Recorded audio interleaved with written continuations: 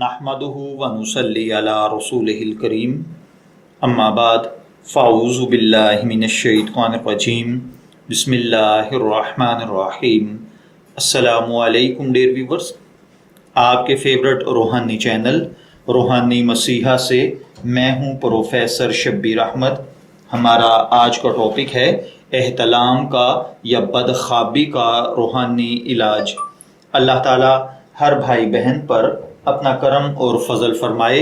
اگر آپ یا آپ کے گھر کا کوئی فرد، عزیز دوست اگر بدخوابی یا کثرت احتلام کا مریض ہے، برے خواب دیکھ کر رات میں نیند میں سوتے ہوئے ڈسچارج ہو جاتا ہے، یا کوئی گرم چیز کھا لینے سے ڈسچارج ہو جاتا ہے، یا کوئی گندا خیال، گندی ویڈیو، گندی بات پڑھنے کی وجہ سے احتلام ہو جاتا ہے، تو آپ یہ روحانی عمل کریں۔ انشاءاللہ العزیز اس عمل کی برکت کے ساتھ احتلام کی کثرت ختم ہو جائے گی اور اللہ تعالیٰ صحت مند، عافیت والی، تندرست زندگی سے نوازے گا۔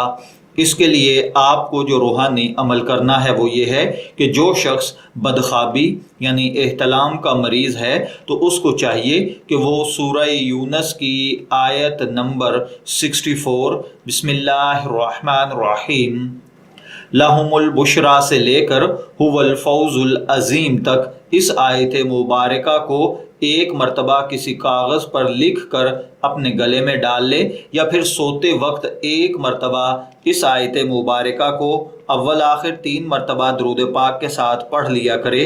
انشاءاللہ العزیز احتلام کا مسئلہ حل ہو جائے گا۔